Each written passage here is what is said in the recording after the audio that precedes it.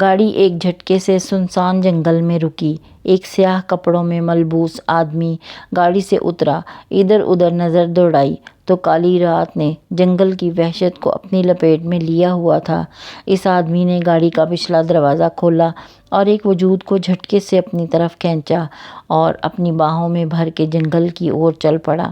سنسان جنگل میں اس نفوس کے بھاری قدموں کی آواز بہت اشتعال برپا کر رہی تھی۔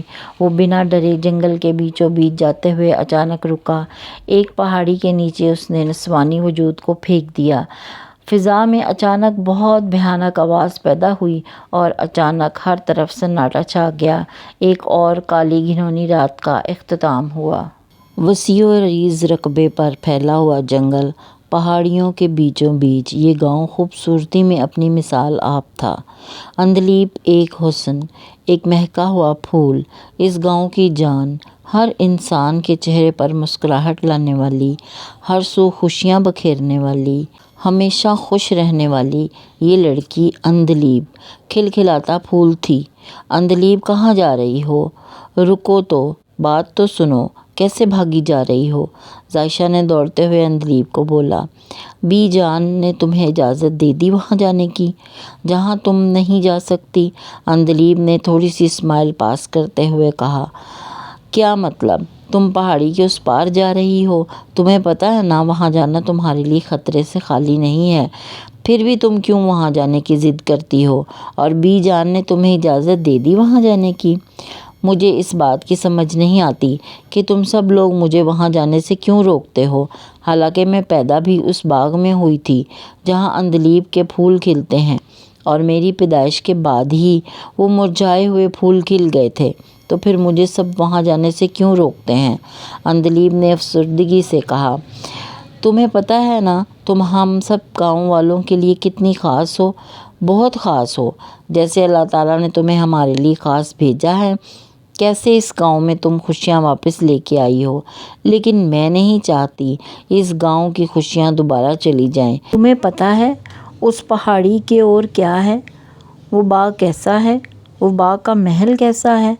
نہ جاؤ ادھر، چھوڑ دو ضد، میں تمہیں کھونا نہیں چاہتی، لیکن ایک دفعہ تو میں وہاں جا کر ہی رہوں گی۔ عندلیب نے دل میں سوچتے ہوئے عہد کیا اور ظاہشہ کے ساتھ گھر کی طرف چل پڑی۔ اماں بھی کیا آپ جانتی ہیں یہ آپ کی لاڈلی کہاں سے آ رہی ہے؟ ظاہشہ نے نظروں کا زاویہ عندلیب کی طرف مرکوز کرتے ہوئے کہا۔ کہاں جا رہی تھی میری بیٹی؟ اماں بھی کے لہجے میں پیار ہی پیار تھا۔ پہاڑی کے اس پار، عندلیب باغ، ظاہشہ نے جواب دیا۔ اماں بھی کا رنگ اچانک فاق ہوا۔ کیا ہوا اماں بھی؟ عندلیب نے فکرمندی سے پوچھا۔ کچھ نہیں، جب تم مجھ سے بنا اجازت لیے ادھر جاؤ گی تو ایسے ہی پریشان ہوں گی میں، اماں بھی نے مصنوعی ناراضگی سے کہا۔ البتہ چہرے پر واضح پریشانی کے آثار تھے۔ میں نہیں جاؤں گی وہاں، لیکن آپ مجھے بتائیں تو صحیح کہ میرا وہاں جانا کیوں منع ہے؟ تمہارا نہیں محترمہ، سب کا وہاں جانا منع ہے، ظاہشہ نے پیچھے سے ہانک لگائی۔ چھوڑو ساری باتیں، بیٹا میں نے ہانڈی چڑھانی ہے، پہلے تم ذرا وہ دیکھ لو، میں روٹیاں بنا لوں، تمہارے بابا آنے والے ہوں گے، اماں بھی نے بات ختم کرتے ہوئے کہا اور اٹھ کے وہاں سے چلی گئیں۔ ایسا ہے کیا؟ ایسا کیا ہے اس پہاڑی کے نیچے باغ میں؟ وہ تو بہت خوبصورت ہے، اور باغ کے پاس محل تو اپنی مثال آپ ہیں۔ کیا گاؤں والوں کا دل نہیں کرتا اس خوبصورتی کو محسوس کرنے کو؟ ایسا کیا راز ہے جو مجھے نہیں پتا؟ میں پتہ کروا کے رہوں گی، عندلیب نے پرسوچ انداز میں دل میں عہد کرتے ہوئے کہا۔ عندلیب، عندلیب، تم یہاں بیٹھی ہو اور میں پورے گھر میں تمہیں ڈھونڈ رہی ہوں، ظاہشہ نے کمرے میں داخل ہوتے ہوئے کہا۔ پورا گھر تو تم ایسے بول رہی ہو جیسے میں کوئی محل میں ہوں اور اس محل میں گم ہو گئی ہوں، عندلیب نے طنزیہ جواب دیا۔ تمہیں بابا جان یاد کر رہے ہیں، اپنی حاضری پیش کرو اور ڈانٹ کا مزہ لو، ظاہشہ نے اپنے آنے کا مقصد بتایا۔ کیوں ڈانٹ کس خوشی میں؟ عندلیب نے تیری چڑھاتے ہوئے کہا۔ محترمہ، ڈانٹ خوشی میں نہیں بلکہ غلط کام کرنے میں پڑتی ہے، ظاہشہ نے اس کے علم میں اضافہ کیا۔ مطلب اماں جان نے شکایت لگا دی بابا کو؟ اوہو، ایک اماں بھی نا بلا وجہ پریشان ہوتی ہیں۔ عندلیب نے گہرا سانس بھرتے ہوئے کہا، ہاں تو تم کیوں ایسے کام کرتی ہو جس سے سب پریشان ہوں؟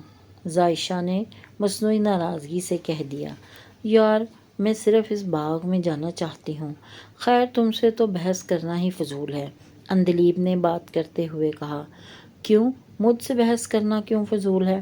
باغ میں تو میں بھی جانا چاہتی ہوں، لیکن مجھے بہت ڈر لگتا ہے، عائشہ نے پرسوچ انداز میں جواب دیا۔ عندلیب جو سرے سے اسے نظر انداز کر رہی تھی، اس کی اس بات پر عائشہ کی طرف متوجہ ہوئی۔ عندلیب نے عائشہ کے چہرے کو جانچتی نظروں سے دیکھتے ہوئے کہا، اگر اماں بھی کو پتہ چل گیا؟ عائشہ کے دل میں ابھی بھی ڈر تھا۔ کیسے پتہ چلے گا؟ کون بتائے گا؟ تم بتاؤ گی کہ میں بتاؤں گی؟ ہم دونوں ساتھ جا رہے ہیں، کوئی بھی نہیں بتائے گا۔ صبح جائیں گے ہم لوگ جنگل کے بہانے، وہاں سے ہم باغ میں جائیں گے، کسی کو کچھ پتہ نہیں چلے گا، نہ ہم بتائیں گے، ہم دیکھ کر واپس بھی آ جائیں گے، کسی کو پتہ بھی نہیں چلے گا۔ عندلیب نے عائشہ کو راضی کرتے ہوئے کہا۔ عائشہ نے سر ہلانے پر اتفاق کیا، جبکہ عندلیب پرسوچ انداز میں مسکرانے لگی۔ جی بابا جان، آپ نے بلایا؟ عندلیب نے کمرے میں داخل ہوتے ہوئے کہا۔ میں نے تو صرف تمہیں بلایا تھا، یہ کیوں ساتھ آ گئی؟ یاور صاحب نے چشمہ ٹھیک کرتے ہوئے کہا۔ کیا ہے نا بابا جان، عندلیب میرے بغیر نہیں رہ سکتی، محبت ہی اتنی کرتی ہے یہ مجھ سے، مجھے اکیلا چھوڑنا ہی نہیں چاہتی، پتہ نہیں یہ اکیلی دنیا میں کیسے آ گئی۔ عائشہ نے پرسوچ انداز میں کہا، جیسے تیری زبان چل رہی ہے نا، ویسے تیز تیز کام بھی کر لیا کرو، ہر وقت تار سی ہینڈ فری کانوں میں ڈال کے پتہ نہیں کیا کرتی رہتی ہے، اماں جی نے ڈانٹتے ہوئے کہا، جبکہ عندلیب اور بابا جان مسلسل ہنسی ضبط کرنے کی ناکام کوشش کر رہے تھے۔ اتنی ہنسی کیوں نکل رہی ہے تمہاری، چڑیل کہیں کی؟ عائشہ نے عندلیب کو گھورتے ہوئے کہا۔ یہ چڑیل کس کو بولا ہے؟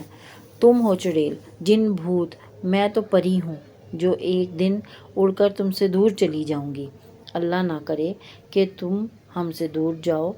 اماں جی نے بے ساختہ کہا، تم دونوں اپنے کمرے میں جا کر آرام کرو۔ یاور صاحب حاجرہ بی کی حالت دیکھتے ہوئے کہا۔ لیکن کیوں بابا جان، آپ نے عندلیب کو ڈانٹنا تھا۔ عائشہ کی زبان پھسلی۔ میرا مطلب ہے آپ نے تو عندلیب سے بات کرنی تھی نا، عائشہ اپنا جملہ درست کرتے ہوئے کہا۔ نہیں، اب صبح بات کروں گا، تم لوگ جاؤ۔ یہ سنتے ہی دونوں کمرے سے نکل گئیں۔ آپ پریشان لگ رہی ہیں، جابر صاحب نے حاجرہ بی کی طرف دیکھتے ہوئے کہا۔ کچھ نہیں، مجھے ڈر لگتا ہے، عندلیب کو خود سے دور کرتے ہوئے مجھے ڈر لگتا ہے، کہیں عندلیب چلی نہ جائے، ایک تو ہر روز اس کے دماغ پہ باغ سوار رہتا ہے، مجھے ڈر لگتا ہے، میں اسے اپنے سے دور نہیں بھیجنا چاہتی۔ حاجرہ بی کے چہرے پر پریشانی کے آثار نمایاں تھے۔ تم پریشان نہ ہو، اس کا بھی کوئی حل تلاش کر لیتے ہیں، یاور صاحب نے گہرا سانس بھرتے ہوئے کہا۔ اماں نے بھی صرف ہاں میں سر ہلانے پر اتفاق کیا۔ حاجرہ بیگم اور یاور صاحب برسوں سے اس گاؤں میں مقید ہیں۔ شادی کے 5 سال بعد بھی جب اللہ تعالیٰ نے ان کو اولاد سے نہیں نوازا تو وہ نا امید نہیں ہوئے، اللہ تعالیٰ کی رضا میں راضی ہو کر اپنی زندگی بسر کرنے لگے۔ یاور صاحب شہر میں کسی فیکٹری میں کام کرتے تھے، ایک دن گاؤں لوٹتے ہوئے جنگل سے گزر رہے تھے، اس وقت انہیں ایک بچی کے رونے کی آواز سنائی دی، انہوں نے اپنے قدم اس آواز کی طرف موڑ لیے، پہاڑی کے نیچے دیکھا تو نیچے باغ میں ایک بچی عندلیب کے جھنڈے میں پڑی تھی۔